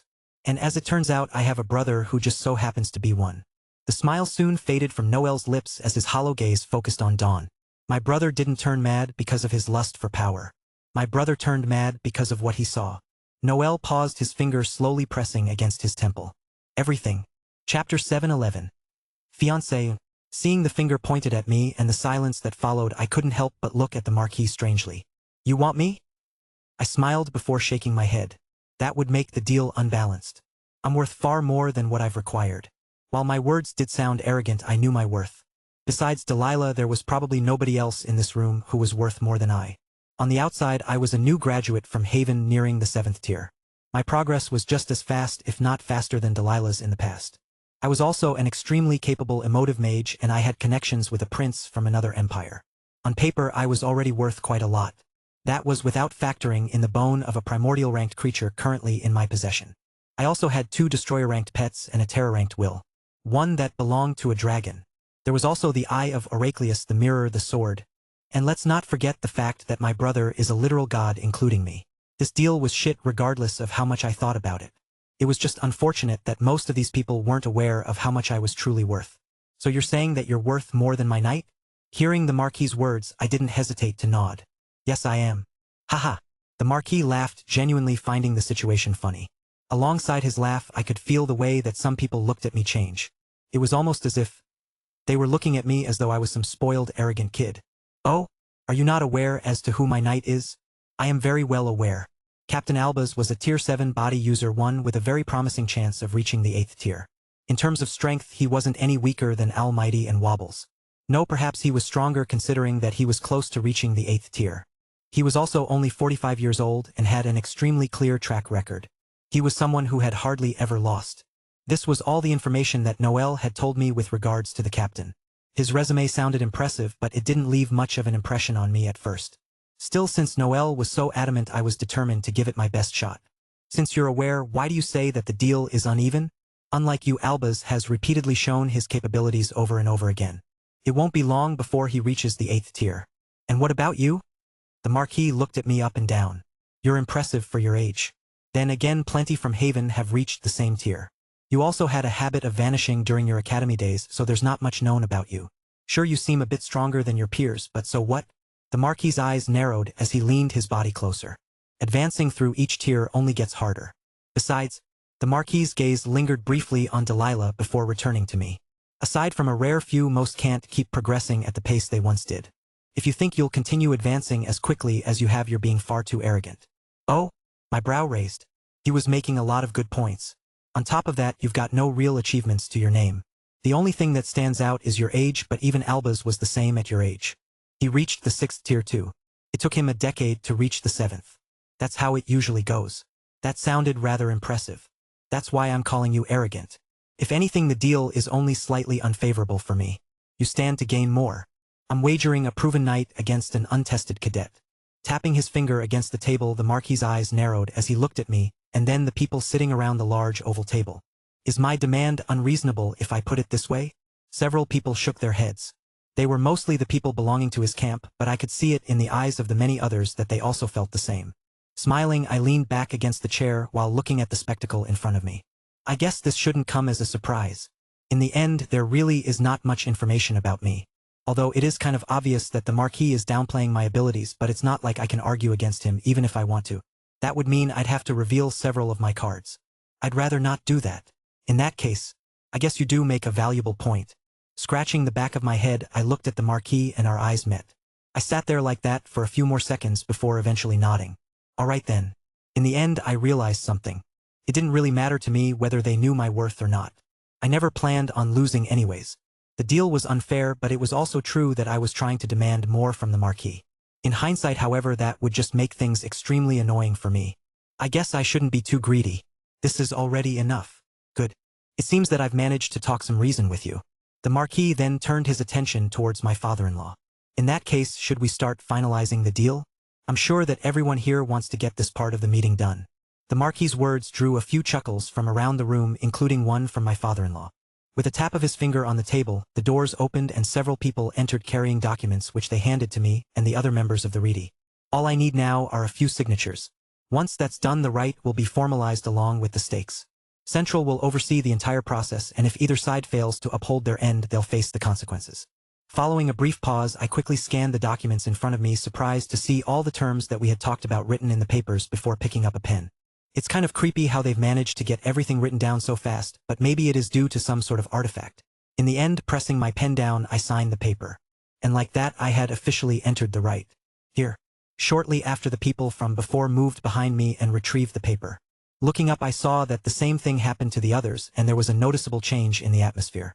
This persisted even in the following hours as the topic of conversation was changed to something else. Quickly, frankly, I didn't remember what was discussed at that time. All I could think of was the right and who I could call for. It wouldn't be impossible for me to call for Almighty Right? There was no rule that said that monsters couldn't be allowed. But I was a little skeptical about it. Wobbles can be used too, but neither of the two is very great in frontal combat. They're both better as supports than anything else. Things would be different if Pebble had managed to reach the destroyer rank. Unlike Almighty and Wobbles, Pebbles was actually extremely powerful in direct combat. If it were Pebbles, then I wouldn't be worried. But it's really a pity Pebbles failed. In the end, I needed more time to think about who to bring. I already had a couple of people in mind, but taking into account that the entire right would require 8 participants, I needed to think about the missing slots.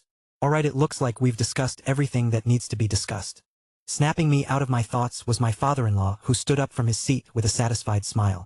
Looking at everyone in the room, his gaze paused on me for a brief moment before looking away. The meeting is dismissed. I hope to see you all next week during the right. I'm sure it will be an exciting event. And with that, he directly left the room. Delilah followed closely behind him. The entire time she didn't say a single word at all. She just sat there without much of an expression. She didn't even spare me a glance the entire time. It was a bit of a pity, but it wasn't like I was much different. I was too preoccupied with my own thoughts to think about anything else. In the end, similarly standing up, I left the meeting hall. But just as I was about to leave to enter the main hall, a soft voice whispered behind me. I wish you the best of luck for next week. HM? By the time I realized who it was already too late, as the Marquis left with his entourage. I blinked a couple of times before shaking my head and leaving. Reaching the main hall again, the first thing that caught my eye was Evelyn and Kira, who were seemingly fighting over food. That was at least how it seemed at first. However, moving closer, I realized that the issue was much deeper than that. Your palate is quite frankly immature. To truly appreciate this cheese, you'd need a more refined tongue. There's a rich, nutty umami note that reveals itself if you get in CLO. What the hell is even that? What language are you speaking? So Evelyn is just being weird. This wasn't strange. I did notice that Evelyn was a bit particular about food. I gradually approached the two, and as if sensing my presence, they turned in my direction. You're back? Wait, listen to this. Evelyn here. I know. There's no need to say anymore. I'm actually here for something else. I looked at the two. Considering their strength and talent, along with the Verlice House's alliance with ours, having them serve as my representatives wouldn't be a bad choice. Kira's father also seemed to have a good impression of me. In that regard, it wouldn't be outrageous to ask her. Not only that, I'm sure the two of you have already heard about it, but basic HM? Stopping mid-sentence, I looked at the two strangely. For some reason, they were both wearing strange looks on their faces. Confused, I was just about to ask why they were making such faces, but as I slowly turned around, the reason quickly became clear. Come with me. That was all she said as she turned around. Numbly staring in her direction, watching as her black hair swayed with each step, I looked back at Evelyn and then Kira, who both looked at me. I then heard Kira's soft mumble, "What did you do this time?" That? I wasn't so sure myself. Chapter 7:12. Fiancé. 2. Right after the meeting ended. Moving out of the hall, Orson calmly walked ahead while Delilah followed him from behind. Neither made a sound as they moved. The silence lingered as the two stepped into a quiet, empty office. Though no one else was present, the room was tastefully furnished. Paintings lined the walls, chairs and sofas were neatly arranged, and at the center was a large oakwood table where Orson made his way to and sat down. As he sat down, he crossed his legs and looked at his adoptive daughter. What do you think about the current situation? It is not bad. Delilah answered flatly, looking around the space before sitting down on one of the sofas and taking out a chocolate bar. Raya. Orson pretended not to see her actions as he continued to speak. Do you think he'll be capable of winning the right? It would be quite troublesome if he doesn't.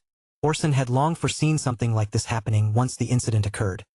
He was well aware that many noble houses in Central had long set their sights on Ivinus territory, not just for its gold mine but for its prime geographical position. Over time, the Ivinus household had become a tempting prize, a piece of the pie that left many nobles salivating. Orson had warned the others not to provoke members of Central, but it seemed his words hadn't been enough to deter them.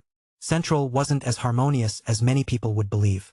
There were several factions within Central, and while he could control them to some extent as the head of Central, now that the elections for the next head were about to start, the noble houses had all started to reveal their fangs. In particular, Marquis Wilshire, who in truth was operating under Duke Morrison's orders. It'll be quite troublesome if someone like him rose to power. It wasn't that Duke Morrison was a bad leader or anything like that. If anything, he had an exceptional mind and a powerful force. But the problem lay in the fact that his greed knew no bounds. He was someone who highly coveted the throne and as such was an extremely dangerous individual. Only lunatics would try to compete against the Megrail household for the throne. Their power was so deeply rooted within the empire that trying anything with them was simply suicide. Someone like that. I can't let someone like that become the head of Central. Munch. Munch. As Orson snapped out of his thoughts, he looked at Delilah as she emptily stared at the ceiling while eating her chocolate bar. The Duke's mouth twitched. Are you not going to reply to me? What do you tea? No problem. Delilah replied after taking another bite of her bar. The way she ate so casually, eyes drifting toward the ceiling, made it seem as if she didn't care in the slightest. This made the Duke frown. Are you sure about that? This is quite important for the future of Central and the future election. If he somehow... No problem. Delilah once again replied with the same nonchalant tone as before. Her eyes remained fixed to the ceiling as she ate. That's... Never mind. Orson sighed, shaking his head quietly while mumbling, what am I going to do with her? In the end, he decided to shift the topic of conversation. Setting that aside, you're still going to go on with the made-up fiancé story of yours? You know, I've got several proposals. I'm not asking you to get married, but it's also for my sake, since I'm constantly getting bombarded with requests. Be it this empire or others. Taking a moment to look around his desk, the Duke opened up one of the letters. Ever since the moment our paths first crossed, your presence has never once left my thoughts. You have lingered in my mind with a quiet persistence, as though you were always meant to be there. The Duke stopped after reading the first 2 lines. This was simply too much. The worst part of it all was that there were over a dozen such letters each day. Even if he tried to tell people to stop, they just wouldn't stop. The best solution was to get her engaged. Listen, Del, you're of age now. I know that given your powers you'll be able to outlive practically everyone here, but you're still in the prime of your life. I am engaged. Delilah raised her hand to show her ring. She pointed at it. My engagement ring. That's... Looking at the ring, Orson frowned. That was an engagement ring? Quite frankly, it just looked like a plain black ring. One that he had seen many commoners wear. The Duke tried to say something, but in the end he lowered his head and sighed. Can you at least tell me who your fiancé is? I'd like to meet him at least once. Sure. If you're really not lying to me, then The Duke paused, his eyes blinking repeatedly as he looked at his adoptive daughter in shock. He didn't hear wrongly, did he? I said, I know. I will bring him. Delilah rose to her feet and carelessly tossed the wrapper to the floor before making her way to the door. With each step, the soft click of her heels echoed through the room. Staring at her back, the Duke was skeptical. She isn't going to use this chance to run away, right? He knew his daughter quite well. She was certainly the type to do this, and as he watched her open the door and leave, Orson found himself leaning against his chair as his arms crossed. All sorts of thoughts started to cross his mind. I don't believe that she actually has a fiancé. Definitely not her. I doubt there's anyone in the world capable of truly reaching her heart. Most likely she only agreed to the idea of an engagement for the sake of appearances. If that's the case, she might have chosen someone at random to pose as her fiancé just to get me off her back. The Duke knew his daughter well. In his mind, there was simply no way for her to be interested in any man. In that case, this was most likely just something staged. But I don't see the problem in this. It's not like I want her to get engaged anyway. It's only for appearances. If she's engaged and found someone to pretend for her, that's also fine. The Duke relaxed a little as his thoughts paused there. If she really did bring someone to act as her fiancé, then things were all good. That would be a hiata. Clank. The door suddenly opened and 2 figures walked in. One was her daughter and the other one was... HM? The Duke's expression stiffened at the sight of the man who followed closely behind her. He walked with a straight, composed gait, his black hair neatly in place. His features were striking, well-proportioned and no less captivating than his own daughter. But what stood out most were his eyes. Deep hazel, they held an enigmatic allure, a quiet pull that seemed to draw in anyone who met his gaze. The moment he appeared, the Duke recognized him immediately. How could he not when he was the main subject of their conversation not long ago? But it was also because he recognized him that the Duke's face turned strange as he looked at his own daughter. Seriously? He almost burst out laughing. Of all people that you could have brought, you brought him? The Duke did vaguely recall Julian once expressing interest in getting engaged to his daughter, but he had dismissed it at the time as nothing more than a convenient excuse. Nonsense conjured by Julian to escape his own engagement. Not only that, but Delilah was also the chancellor of the academy that Julian attended. This is ridiculous. Orson shook his head as he dismissively waved his hand at his daughter. If you want someone to pretend to be your fiancé, at the very least make it realistic. Realistic? Why? Delilah cocked her head, her large obsidian eyes blinking at her father. What do you mean? Why? The Duke massaged his head, feeling a massive headache approaching. He alternated his gaze between the two. Let's not talk about the fact that he was just one of your cadets not too long ago, but the two of you have quite a significant age gap. I'm not sure by how much, but it's not normal. And? Delilah blinked her eyes, looking even more confused. She could live for a lot longer than normal. The little age gap between them was meaningless. So what was the problem? That's The Duke sighed again, shaking his head shortly after. Choose someone else to pretend to be your fiancé, Del. Choose someone your age. It would make it more realistic. If I announced the engagement between the two of you, nobody would believe it. In fact, it would make things even more annoying for the two of us. Delilah's brows furrowed tightly upon hearing her father's words. But I'm not joking. He is my fiancé. She raised her hand and showed him her ring again. At the same time, she grabbed Julian's hand and showed him his ring. It looked identical. That's just a cheap ring. Anybody can wear a ring like that. Just because you're both wearing matching rings doesn't mean that you both are engaged willingly. Delilah's brows furrowed even more tightly upon hearing the Duke's words. She had previously thought that this would have been enough to convince him, and yet it only made him more dismissive. Del, I know you're stubborn, but think carefully about your decision. I know that you're only doing this for appearances, but if you want to do it, at least do it with someone more realistic. Nobody is going to believe that you actually like him. Delilah stood in silence listening to her father's words without making a single sound. She could tell from the way he was speaking that he didn't believe her at all. Suddenly she was reminded of a certain scene she had witnessed not too long ago, and she turned her attention towards Julian. He was standing next to her with a lost look on his face. He was likely searching for the right words to say, yet he seemed unwilling to interrupt the Duke. As a result, he just looked lost. Like I said, what you need to do is... Delilah didn't bother engaging with her father anymore. Grabbing Julian's chin, she turned his head in her direction, and she pressed her head down, feeling his soft lips against hers. In that moment the room turned quiet. All noise ceased. All besides one. The sound of her rapidly beating heart. Bah! Thump! Bah! Thump! Chapter 7:13. Fiancé 3. From the moment Delilah told me to follow her, I already had an idea of what she was planning to do. It was for that reason that I was nervous. But even then I wasn't too nervous. I had experienced far scarier things and had even escaped death multiple times. I was ready for whatever was to come. I was ready to get scorned at, to get shouted at. But none of it had me ready for what happened next.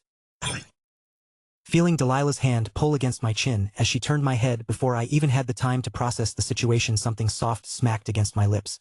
It was as if a jolt of electricity ran down my spine. My thoughts blanked in that moment, and besides the soft warm and a little wet sensation in that moment, it was as if my mind had exploded. I just lost myself in the sensation. But the sensation didn't last for very long. Just as fast as she lowered her head, she raised her head. Is this enough proof? She eventually let go of my chin, but as I slowly started to process the situation and my mind cleared up again, instead of elation I felt short. This was too short. Not only that, but it also felt rather abrupt. It wasn't as if I didn't expect something like this to eventually happen. But no, not this way. This was just a light peck to some extent. I wasn't satisfied at all. However, it wasn't like I could think about this for very long, as my attention soon fell on my father-in-law, who alternated his gaze between the two of us with an expression that seemed far apart from his usual calm one. He looked in complete and utter shock. His mouth was open and his face was pale. I could see his mouth open and close repeatedly as he tried to say something, but as though the air had been stripped out of his lungs, he wasn't able to say a single thing. He just stood there staring at the two of us without any words. A strange silence filled the surroundings. But it wasn't for long as Delilah spoke again. This time she sounded a little annoyed. Is this not enough? She looked back at me and my heart skipped a beat. Don't tell me. No, it's enough.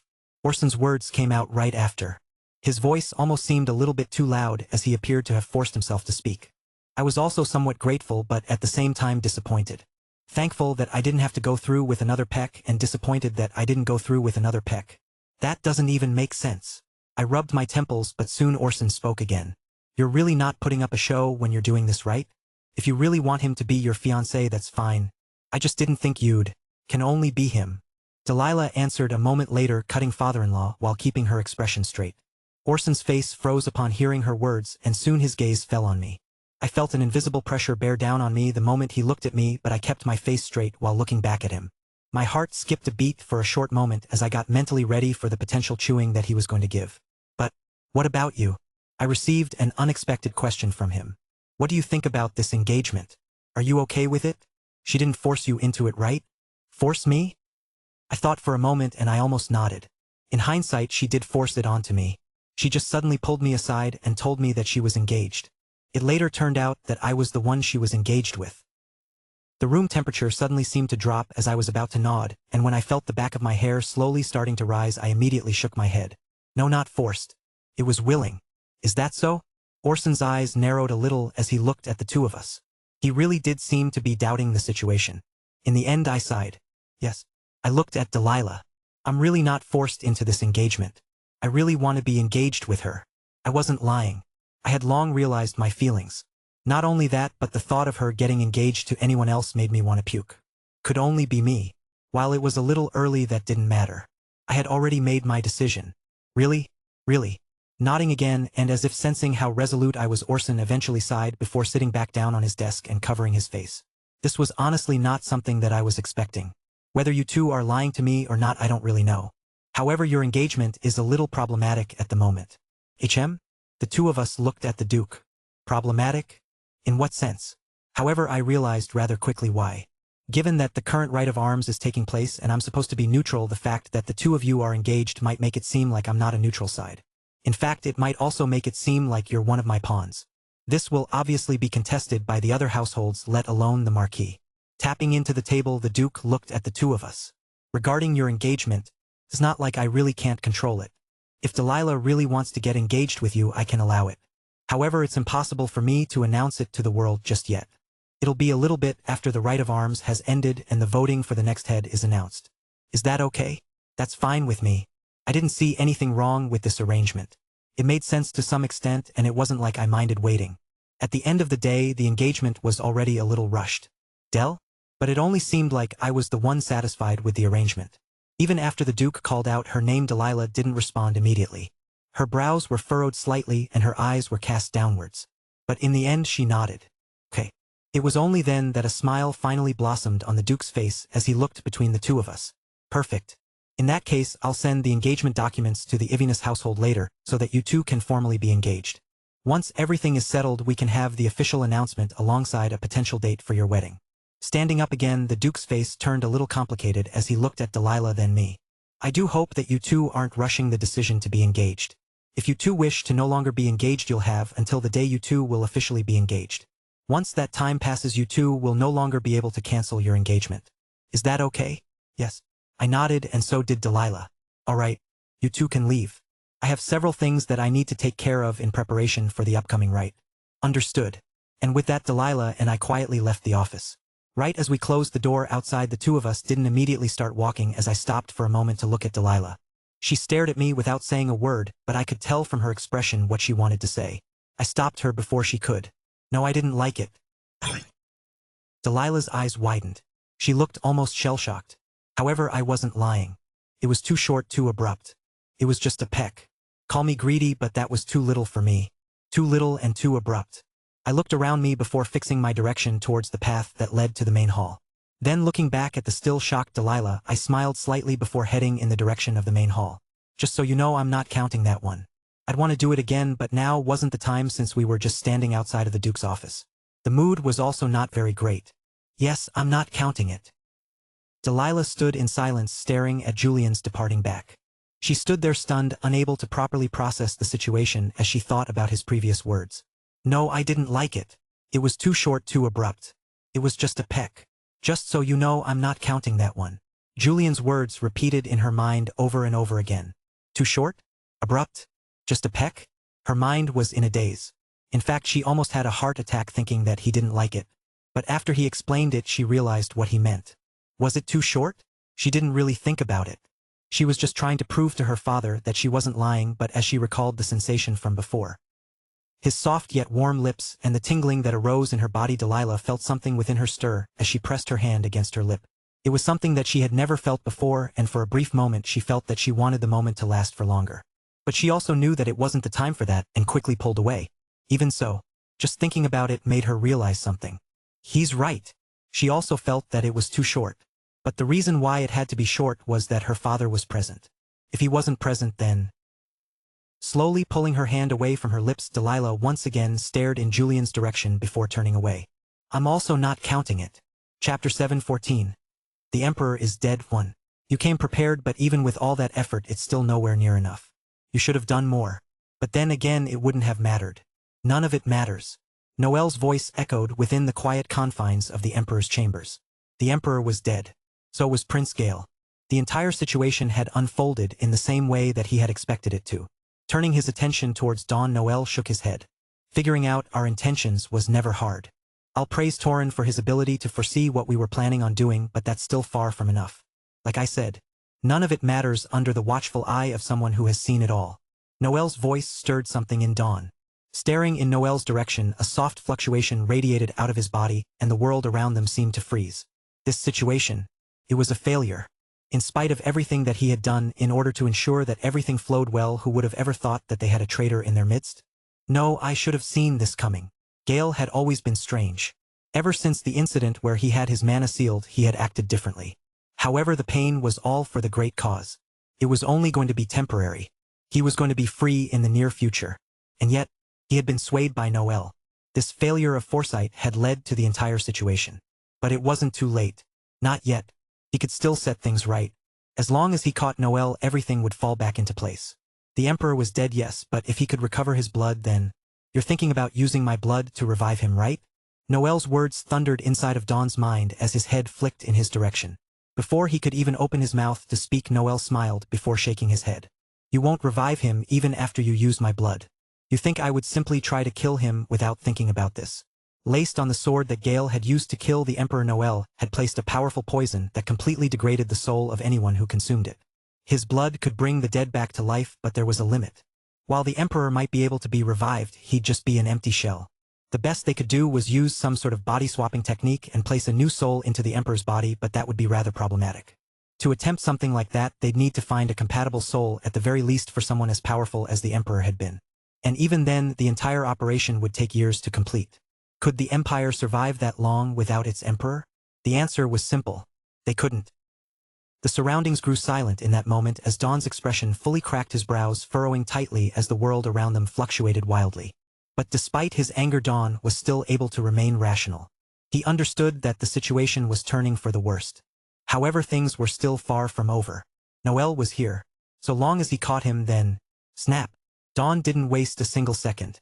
With a single snap of his fingers, light burst forth from the point of contact, pulsing outward in waves, unfolding like a shimmering veil that draped itself over the surroundings.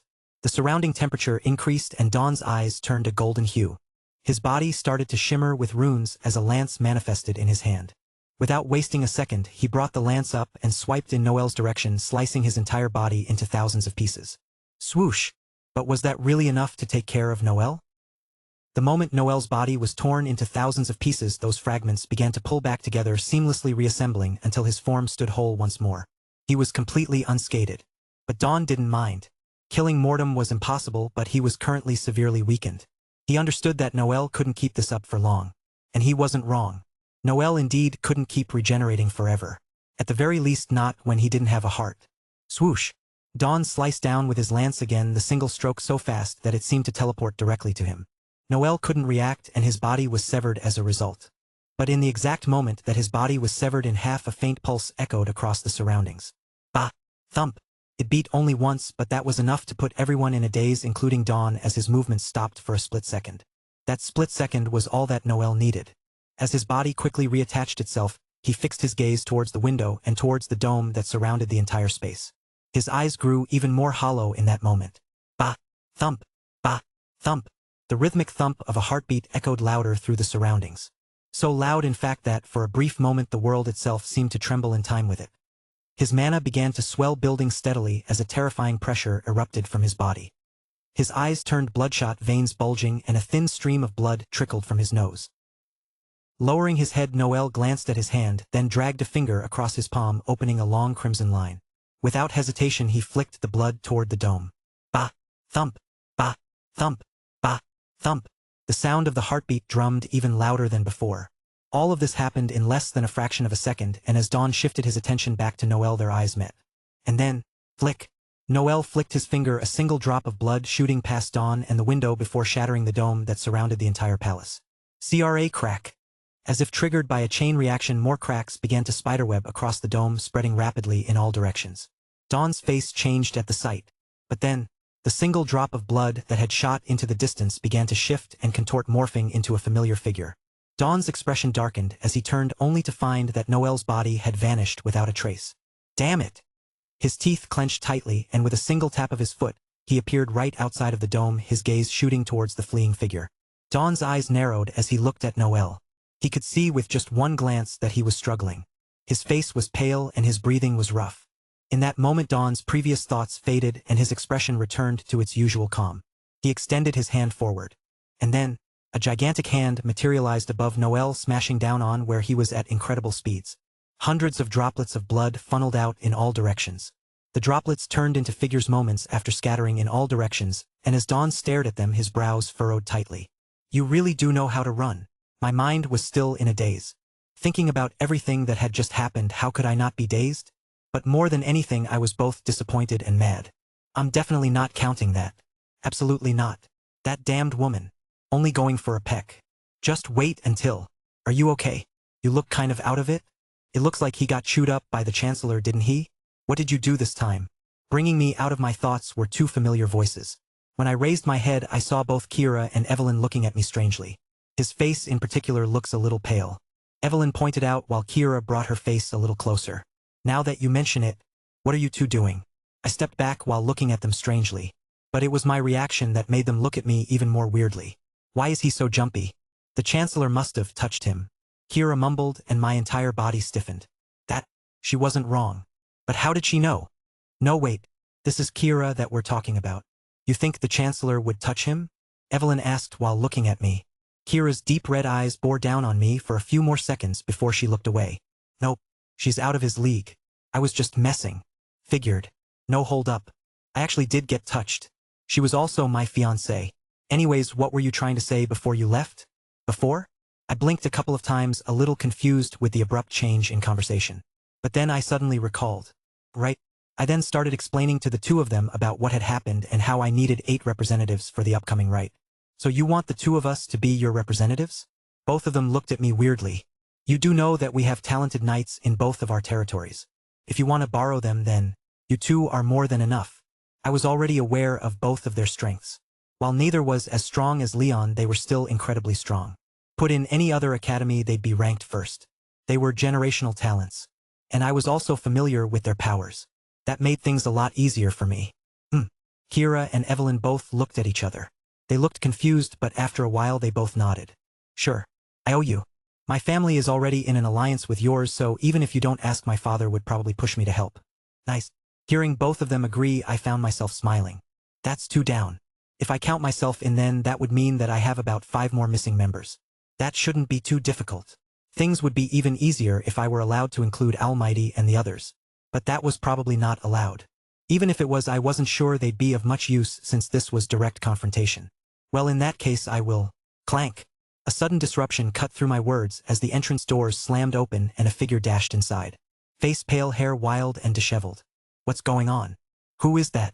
As all the guests turned their attention towards the man before the guards could escort him out, he shouted. The Emperor is dead. His words echoed loudly within the hall. All noise ceased. I repeat, the Emperor is dead. Chapter 7:15. The Emperor is dead, too. The Emperor is dead. I repeat, the Emperor is dead. The voice tore through the hall like a broken alarm, startling everyone present. The noise surrounding the hall faded completely in that moment as all eyes stared at the disheveled figure that had suddenly made its way into the hall. He's dead. He's dead. The silence persisted. All eyes remained fixed on him. And then, boom! The entire place erupted in chaos. The Emperor is dead? What sort of nonsense is this? Is this some sort of joke? The Emperor is extremely powerful. How could he die like this? This makes absolutely no sense at all. Is this a joke? It's a terrible one if it is. This calls for treason. There were many that had already left the venue, but there were just as many that had remained. The noise that came as a result of the sudden news was ground-shaking as everyone's faces paled. Some couldn't believe what had happened while others were angry. But then, it's true. I've just received confirmation from the Megrail family. The Emperor is dead and so is the first prince. What? How could this be? I wasn't really surprised by the first piece of news. I had long seen this situation coming. It looked like Noel had succeeded with his plans. But at the same time, I didn't expect the second piece of news. The prince is dead? Isn't that Aoife's brother? How is this possible? Kira's and Evelyn's faces both turned serious as they looked at each other. The usual casual mood of theirs was completely gone, and in its place I could see worry in their eyes. I knew instantly why. Aoife.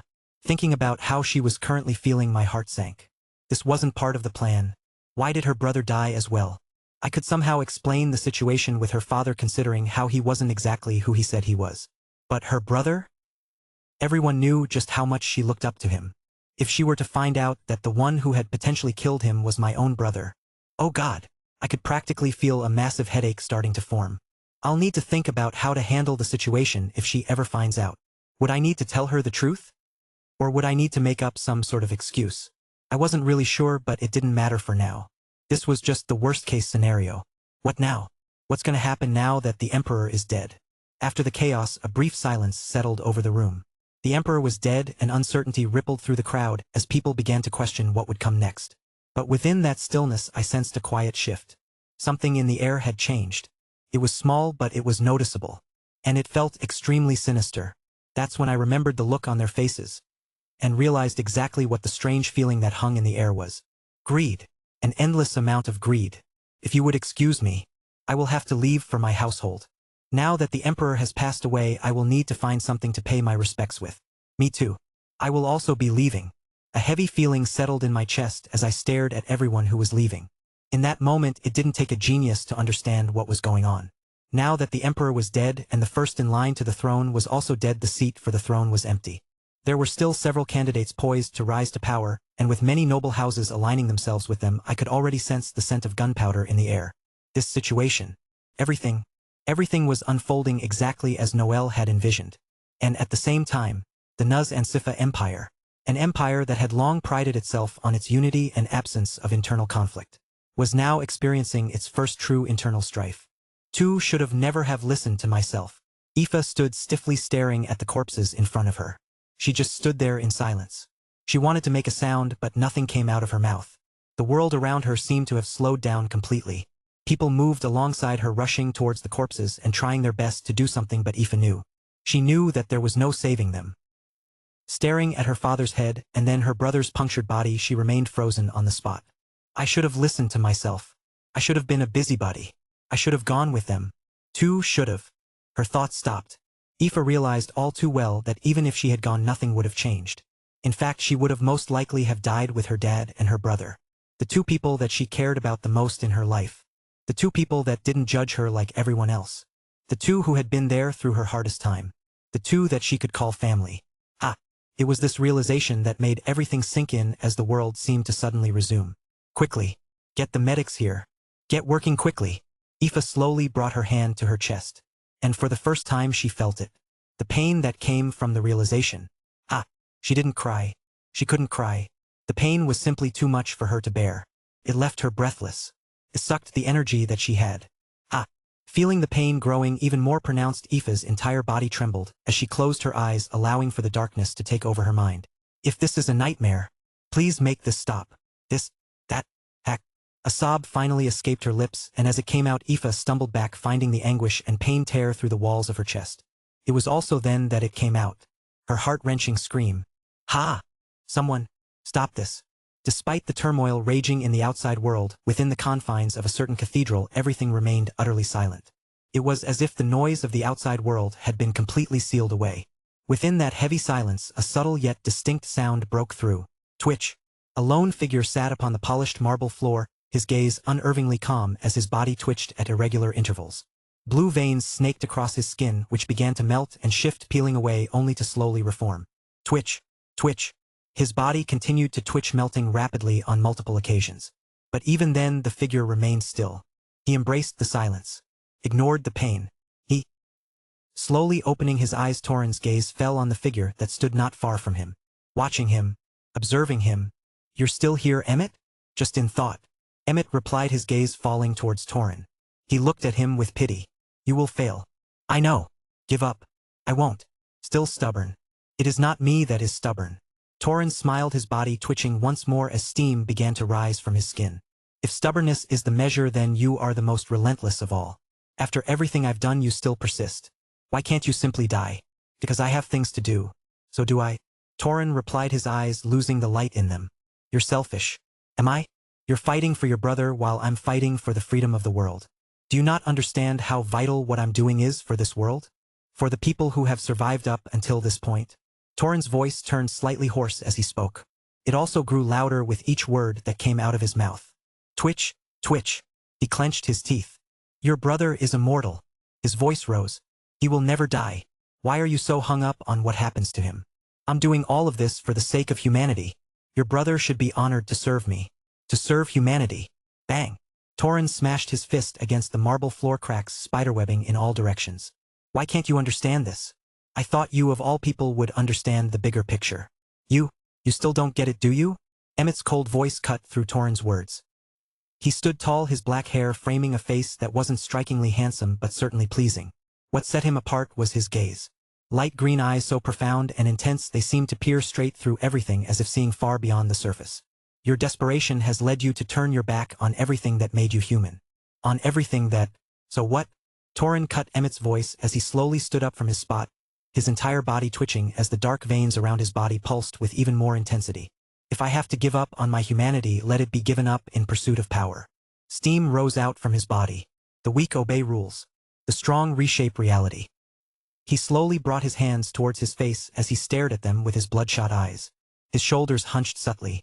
I reduced the mirror dimension to fragments with nothing but my hands, shouldering the burden of the world as it begged for change. They called it treason. I called it destiny. Slowly clenching his hands into fists, he directed his attention towards Emmett. Was I meant to kneel? To follow your madness? You feared my ambition, my power. But it was that very ambition that offered the world its first glimpse of freedom. I am the one who shattered the prison that kept us sealed. I am the one destined to save us all. He pressed his finger against his temple. My mind. He pointed at his eyes. My vision. He brought his hand before him before clenching it. My hand. The surroundings fell silent. This world is void without them. I have grown strong enough to stand against them, to save this world and grant us freedom. But even so, power breeds fear. Torin slowly calmed down, his chest starting to relax and his gaze turning cold. I can feel the fear. Not just in the people but even in the other gods. They call me a tyrant in secret. They talk about my madness, but what they truly fear isn't my ambition. What they fear is my audacity to wield it. Torin paused, his skin slowly melting. My name will outlast thrones. My shadow will shape emperors. Spill my blood if you must, but you cannot kill what has already seeped into the deepest pits of everyone's mind. He once again pressed his finger against his temple. I'm no longer a god. I am an idea. Gods can be killed, but an idea will last for so long as one wields it. I am immortal. If you want access to fast updates or the full novel in high-quality audio, contact me now and buy. I offer over 300 complete audiobooks from Pocket FM, Webnovel, Audible, and more. No locked episodes, no subscriptions, just one-time payment via PayPal or Ko-fi. Message me directly on Telegram or WhatsApp, or check out the full list of available novels on Discord. Start listening to your next favorite audiobook today.